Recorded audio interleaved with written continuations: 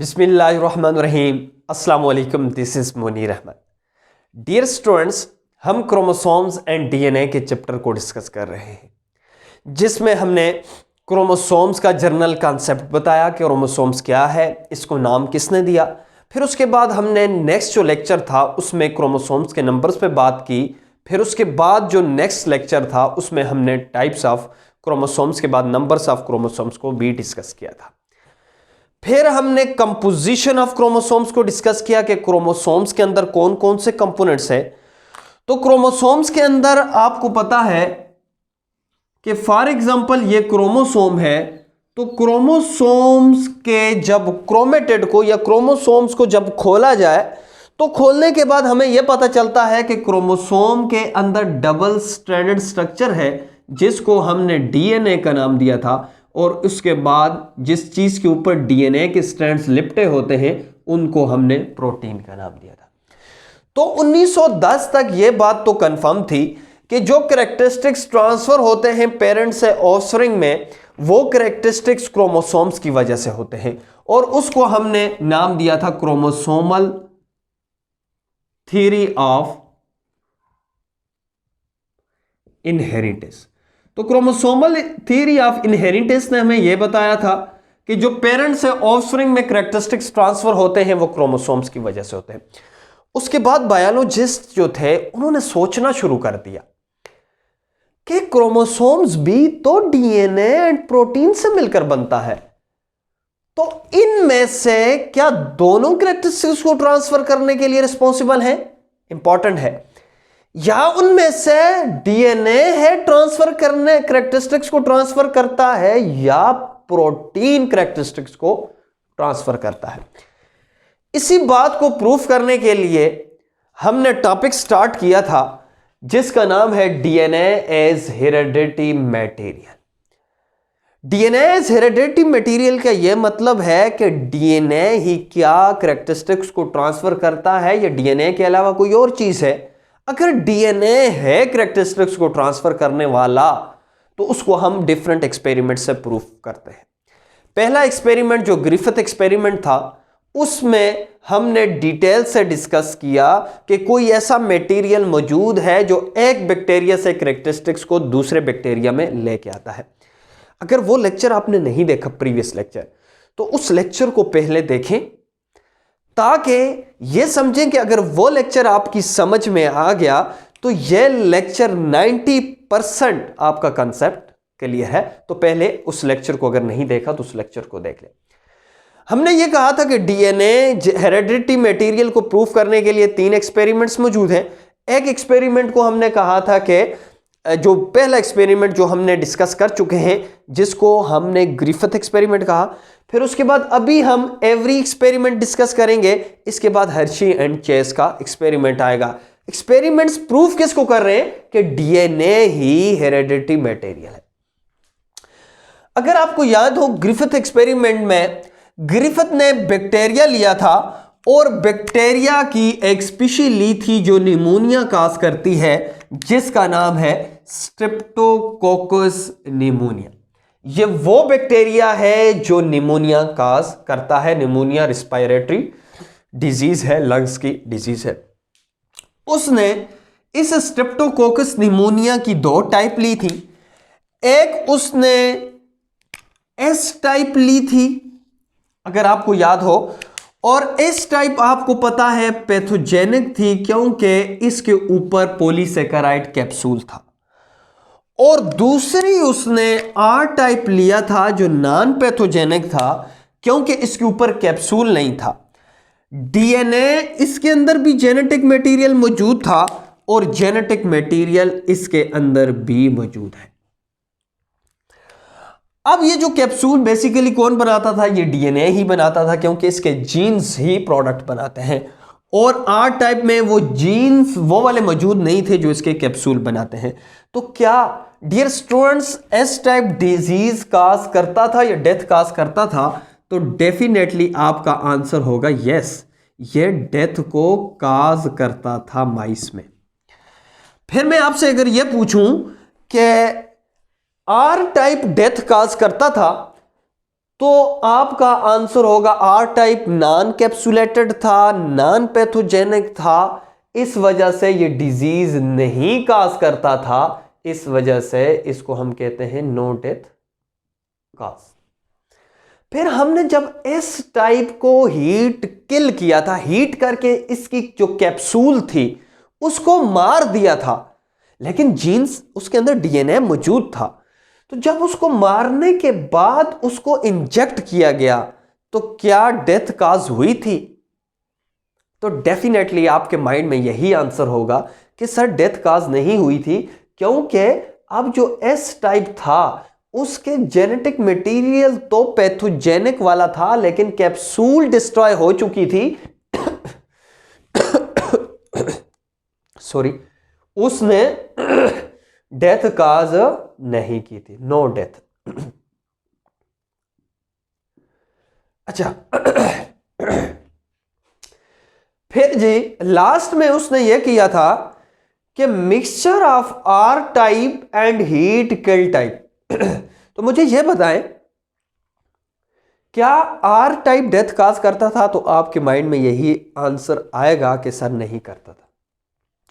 क्या heat killed S type disease cause करता था? तो नहीं करता था। तो इन दोनों के मिक्सचर को भी चाहिए था कि डिजीज काज ना करे, लेकिन इसके मिक्सचर ने क्या काज कर दी? डेथ काज कर दी। डेथ जब काज की तो जो ग्रिफिथ था उसने ये कहा कि आर टाइप से, ये जो आर टाइप हीट किल्ड है, इससे जेनेटिक मटेरियल, ये वाला जो जेनेटिक मटेरियल है ये तो पैथोजेनिक वाला है, हत्ता के कैप्सूल हमने डिस्ट्रॉय कर दिया है, लेकिन कैप्सूल वाले जीन मौजूद हैं। तो ये जीन यहां से यहां पे ट्रांसफर हो गए हैं और ट्रांसफर होकर इस आर टाइप को, जो आर टाइप इसके साथ किया है, इस आर टाइप को भी पैथोजेनिक बना दिया है, और आर टाइप पैथोजेनिक होने की वजह से डिजीज काज करता है। तो फिर उसके बाद लास्ट लाइन जो ग्रिफिथ की थी वो ये थी कि जो हीट किल्ड एस टाइप है, इस जेनेटिक मटेरियल आर टाइप को गया है और आर टाइप के जेनेटिक मटेरियल को चेंज करके आर टाइप को पैथोजेनिक बना दिया है, और उसने इसको नाम दे दिया था ट्रांसफॉर्मेशन का, अगर याद हो। तो अब बात यहां पर आकर रुक गई थी कि क्या ऐसी कौन सी चीज थी जो यहां से, यानी S heat killed S type से आर टाइप की तरफ गई थी और कैरेक्टरिस्टिक्स को ट्रांसफर किया था। अब ये कैरेक्टरिस्टिक्स को देखने के लिए नेक्स्ट जो एक्सपेरिमेंट है, उस एक्सपेरिमेंट का नाम है एवरीज एक्सपेरिमेंट। ये 3 साइंटिस्ट थे, Oswald Avery, Colin MacLeod and Maclyn McCarty. ये 3 साइंटिस्ट थे जिन्होंने 1944 में मिलकर एक्सपेरिमेंट किया और यह बात प्रूफ करने की कोशिश की कि क्या डीएनए ही कैरेक्टरिस्टिक्स को ट्रांसफर करता है या नहीं। प्रोसेस पे जाने से पहले कुछ जर्नल से कंसेप्ट देता हूं ताकि आपको ये एक्सपेरिमेंट्स जो इसने किया, एवरी ने, वो आपको क्लियर हो जाए। एंजाइम्स के नाम डेफिनेटली आपने सुने होंगे। अब एक एंजाइम इसने यूज किया एक्सपेरिमेंट में जिसका नाम था प्रोटीएज एंजाइम। दूसरा एंजाइम इसने जो यूज किया उसका नाम है आरएनएज एंजाइम, और तीसरा जो एंजाइम इसने यूज किया डीएनएज एंजाइम। अगर फॉर एग्जांपल ये कोई भी मटेरियल है, ये कोई भी मटेरियल है, इसके अंदर मैं कहता हूं प्रोटीन भी मौजूद है, इस मटेरियल के अंदर प्रोटीन भी मौजूद है, आरएनए भी मौजूद है इस ट्यूब के अंदर, और इस ट्यूब के अंदर जो तीसरी चीज मौजूद है वो डीएनए मौजूद है। ये 3 चीजें फॉर एग्जांपल इस ट्यूब में मौजूद है। अगर मैं इसके अंदर फोकस करना है, अगर मैं इसके अंदर प्रोटीएज एंजाइम्स डालूं तो प्रोटीएज एंजाइम आकर इस टेस्ट ट्यूब के अंदर किस चीज को डिस्ट्रॉय करेगा? तो डेफिनेटली प्रोटीएज एंजाइम प्रोटीन को डिस्ट्रॉय करेगा, आरएनए को कुछ नहीं कहेगा और डीएनए को कुछ नहीं कहेगा। इमेजिन करें अगर इस ट्यूब के अंदर अगर मैं आरएनए को पुट करूं, तो सॉरी आरएनएस को इसमें डालूं, तो जब आरएनएस इस ट्यूब के अंदर आएंगे तो आरएनएस क्या करेंगे? डीएनए को डिस्ट्रॉय करेंगे, प्रोटीन को डिस्ट्रॉय नहीं, प्रोटीन उसी तरह को छोड़ेंगे, डीएनए को भी उसी तरह छोड़ेंगे, लेकिन आरएनए को डिस्ट्रॉय करेंगे क्योंकि आरएनएस एंजाइम हमने डाला। फॉर एग्जाम्पल अगर मैं इस ट्यूब के अंदर डीएनएस एंजाइम को डालूं, डीएनए का जो एंजाइम है वो डीएनएस है, तो क्या होगा? इस ट्यूब में प्रोटीन भी उसी तरह होगी, आरएनए भी उसी तरह होगा और डीएनए डिस्ट्रॉय होगा। तो डीएनए किसको डिस्ट्रॉय रिमूव करेगा? डीएनए को। आरएनए किसको रिमूव करेगा? आरएनए को। प्रोटीएज किसको रिमूव करेगा? प्रोटीन को। ये 3 पॉइंट्स जो हैं ये समझे कि इसकी बेस है इस एक्सपेरिमेंट की। अब आते हैं एक्सपेरिमेंट की तरफ।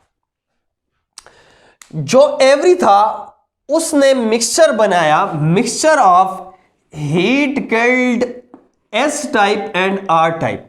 आपको पता है जो हीट किल्ड एस टाइप होते हैं और जो आर टाइप होते हैं, इन दोनों का जो मिक्सचर है वो डेथ काज करता है। जो हमने प्रीवियस एक्सपेरिमेंट में, जो ग्रिफिथ एक्सपेरिमेंट था उसमें देख लिया है। यह इस वजह से डेथ काज करता है क्योंकि एस जो हीट किल्ड है यहां से कोई जेनेटिक मटेरियल आर की तरफ आया है और आर को पैथोजेनिक कर दिया है, इस वजह से यह डेथ काज करता है। अब यह तो बात थी पुरानी। अब जो एवरी था उसने क्या किया? उसने इस एस जो स्मूथ हीट किल्ड का मिक्सचर बनाया विद आर के साथ और एक ट्यूब में रख दिया। उसने दूसरी ट्यूब ली, दूसरी ट्यूब में भी उसने स्मूथ हीट किल्ड लिया और आर टाइप लिया, और तीसरी ट्यूब थी उसमें भी स्मूथ किल्ड लिया और आर टाइप लिया। उसने क्या किया? सबसे पहले उसने यह किया कि इसके अंदर प्रोटीन डाल दी,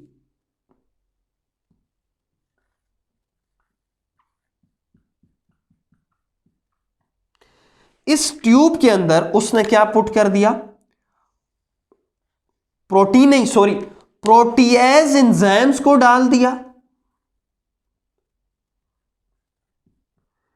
जब उसने प्रोटीएज एंजाइम्स को डाला तो आप मुझे यह बताएं, तो क्या इसमें प्रोटीन रिमूव हो जाएगी कि नहीं होगी? तो डेफिनेटली हमने यहां पे बात की कि जब हम प्रोटीएज एंजाइम डालेंगे तो यहां से प्रोटीन डिस्ट्रॉय होगी और प्रोटीन रिमूव होगी। तो अब इस ट्यूब में क्या चीज नहीं है जी? प्रोटीन नहीं है। तो अब मुझे यह बताएं कि अब अगर इस मिक्सचर को इसमें पुट किया जाए तो डेथ काज होगी कि नहीं होगी? अभी हमें नहीं पता। तो जब उसने इस ट्यूब में से प्रोटीएज डालकर प्रोटीन को रिमूव कर दिया तो उसके बाद डालने के बाद पता चला कि इसमें डेथ फिर भी काज हुई। तो यह बात कंफर्म होगी कि अगर प्रोटीन कैरेक्टरिस्टिक्स को ट्रांसफर करता तो प्रोटीन तो इसमें से रिमूव कर दी है, तो फिर डेथ काज ना होती। तो इस बात से यह पता चल चुका है कि प्रोटीन कैरेक्टरिस्टिक्स को ट्रांसफर नहीं करती। फिर उसने क्या किया? आरएनएज एंजाइम लिया। आरएनए एंजाइम लेने के बाद आरएनए एंजाइम्स को इस ट्यूब में डाला। अब मुझे यह बताएं, इस ट्यूब में से आरएनएज एंजाइम किसको रिमूव करेगा? तो डेफिनेटली आरएनए को रिमूव करेगा।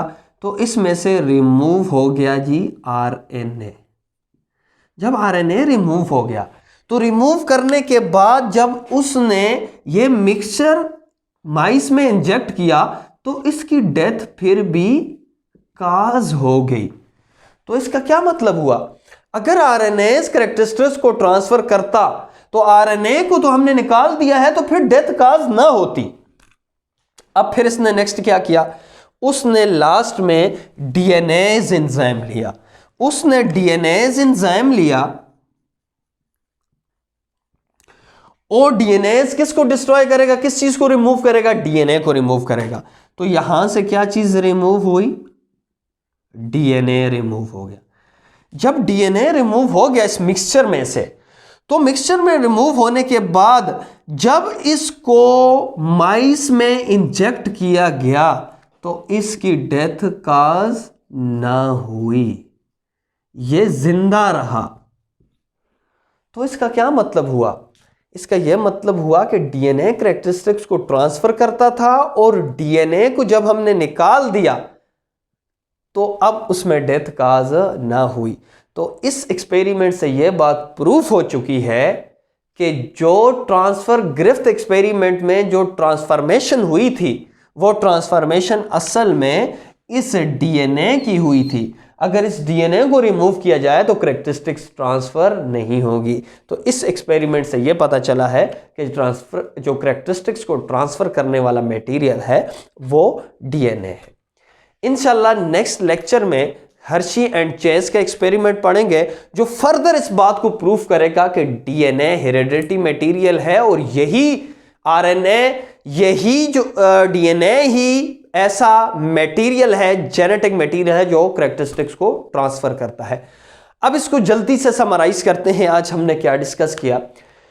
एवरी एक्सपेरिमेंट में एवरीज ने 3 एंजाइम्स लिए, प्रोटीएज एंजाइम जो प्रोटीन को रिमूव करने के लिए यूज करता था, आरएनएज एंजाइम जो आरएनए को रिमूव करने के लिए यूज करता था, और डीएनएज एंजाइम जो डीएनए को यूज करता था। उसने जब मिक्सचर ऑफ हील्ड किल्ड और S type mixture of heat killed S type and R type का मिक्सचर बनाकर इंजेक्ट किया तो डेफिनेटली इसकी डेथ काज होगी। जब उसने प्रोटीन को रिमूव करके इंजेक्ट किया फिर भी डेथ काज हुई। तो इसका क्या मतलब, वो प्रोटीन को रिमूव किया भी है तो फिर भी डेथ काज हुई, तो इसका मतलब है प्रोटीन रिस्पॉन्सिबल नहीं है।